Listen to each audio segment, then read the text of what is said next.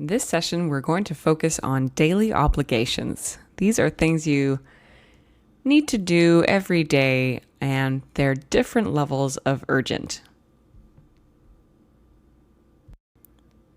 You may have seen these words before somewhere. Should, have to, and need to. These are called modal auxiliary verbs, and they're generally modal verbs of necessity.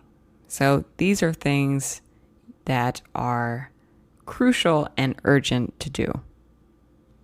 Now, I said these were urgent, but really there are different levels of urgency that we can look at. So I should do some work today. Generally, this is less urgent. Have to, he has to write a paper tonight. That is more urgent, and if he doesn't write the paper, there might be consequences. We need to be more organized. This is a good idea going forward in the future. So let's start with should and its basic structure. So to form these sentences, there is a subject, should, and a simple present verb. I should do some work today. So should is commonly used for giving advice or recommendations. Usually you're suggesting a good idea for yourself or others. So it's important to do, but it's not really urgent. And no one is making you do this. The other form of should, which you may have seen before, is for probability. So guessing if an event is likely. For example, you may say, I should be there by 9. I might not be, but I should be there by 9. However, in this lesson, we're going to focus on the advice or recommendations for yourself and others. So let's try some examples using should. I should stay home tonight. We shouldn't eat so much takeout. The team should practice more. So if we extend these sentences to include more of an explanation, we can hear the following. I should stay home tonight because I have to work tomorrow. So I have to wake up very early, and if I go out tonight, then maybe I won't have an easy time waking up. We shouldn't eat so much takeout. It's expensive. So the fact is, we do eat a lot of takeout, but it's probably not a good idea. The team should practice more. They're good, but they could be better. So the team is a good team. They have skills. And if they want to be better, they should practice more, but it's not completely urgent or completely necessary. Let's move on to have to and its basic structure. So we form have to by using subject, have to, and a simple present verb. He has to write a paper tonight. Now notice this is different than should because should does not use to, but has to and have to does require to. He has to write a paper tonight. So when you're using have to, this is usually a complete and true obligation. So it may be urgent, and it's definitely an event which you have no choice about. It prevents you from making other plans because it's very important that you finish this action or event. So some examples using the urgent have to form are as follows. I have to drive my friend to the airport tomorrow. We have to be there at 9 a.m.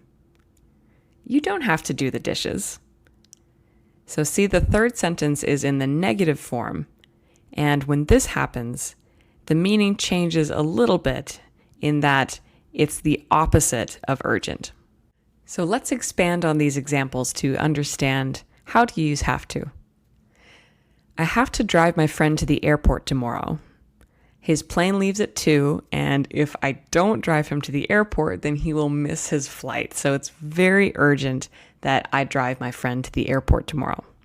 We have to be there at 9.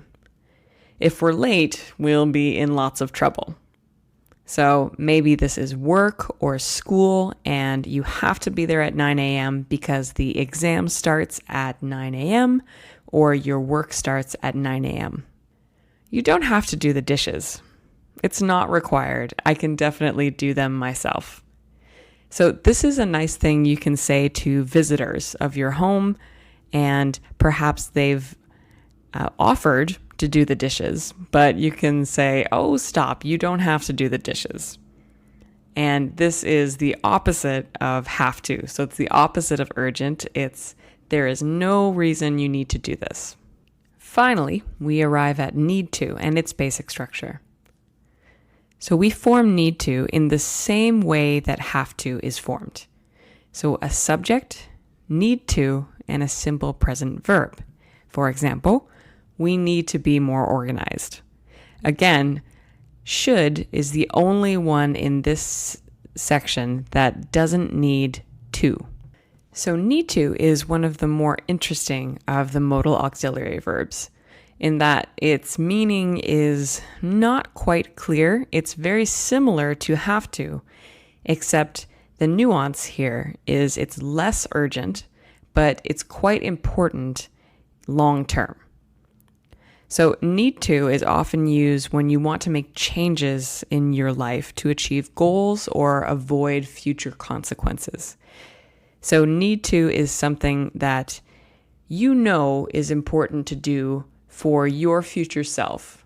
It's not urgent, but it's something that will be very important as time goes by.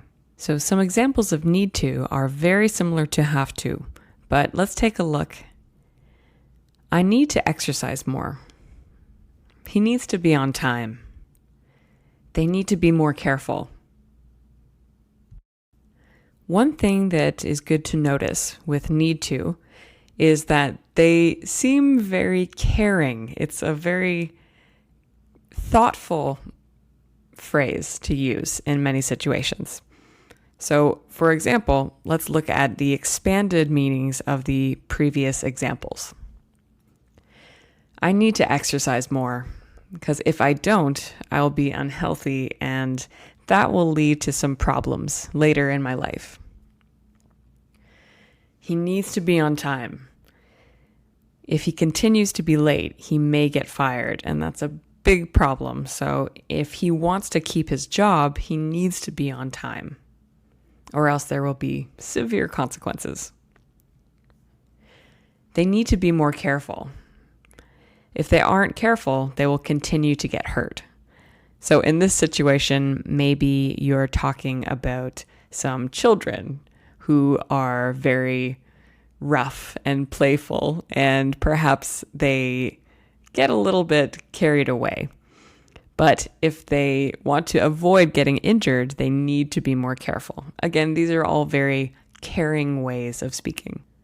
So before we review, let's take a look at one more grammar point because it's often used with these modal auxiliary verbs, with should, have to, and need to. So you can use the same form. We should start going to the gym more often. So start, stop, and try are all ways of talking about habits. So right now, we don't do something, but we should start a habit of doing so. For example, we should start going to the gym more often. Right now, we do not go to the gym often, but it's good for our health to start going. We have to stop going out for dinner so much. Right now, we go out for dinner a lot, many times a week, and it's getting very expensive, so we have to stop going out for dinner so much. We need to try waking up earlier. So right now, we sleep in very late, and we are not feeling healthy. So if we want to feel more alert and we want to feel healthier, we need to try waking up earlier. So all of these are ways of talking about habits, which is a common use of should, have to, and need to. So let's practice. Our first situation is with making a dentist appointment. So we have 3 different sentences of different urgency. They're all the same sentence, but they have different nuances. So please try to find whether should, have to, or need to are best in each situation. So the first one, book a dentist appointment. I already have a cavity. The second, I want my teeth to continue to be healthy. The third, it's been a few months since I've been to the dentist. Okay, let's take a look at the answers. I have to book a dentist appointment soon. So I already have a cavity. There is already a problem, and it's quite urgent that I book a dentist appointment. I need to book a dentist appointment.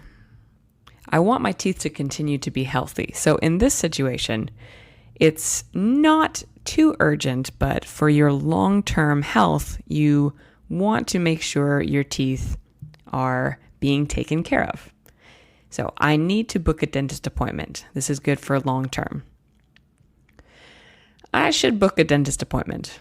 It's been a few months and my regularly scheduled checkup is coming up, so I should book a dentist appointment, but it's not super urgent.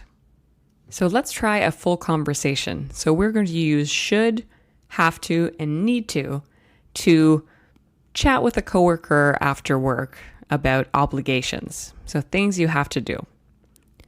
So try using should, have to, and need to, and take a look at the hints in the brackets. So something's a good idea, something's urgent, something's an important change, and again, something is a good idea. So take a second, maybe pause the video. Okay, let's look at the answers.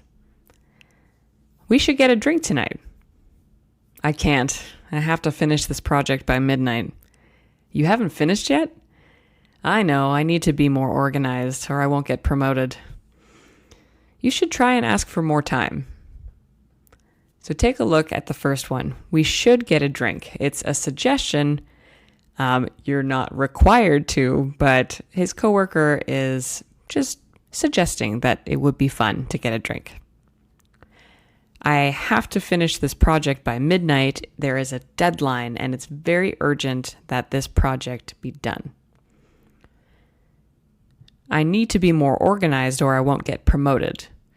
So in the future, this person is looking for a promotion. But if they don't change their habits, then it's unlikely that that will happen. So this is important, not urgent, but this is important for the future. You should try and ask for more time. This is, again, a suggestion, something, a good idea that the other coworker should consider. So let's read that one more time. We should get a drink tonight. I can't. I have to finish this project by midnight. You haven't finished yet. I know. I need to be more organized or I won't get promoted. You should try and ask for more time. Amazing job. So now I hope you are more comfortable using should, have to, and need to when you're talking about daily obligations in your life or some habits you would like to build.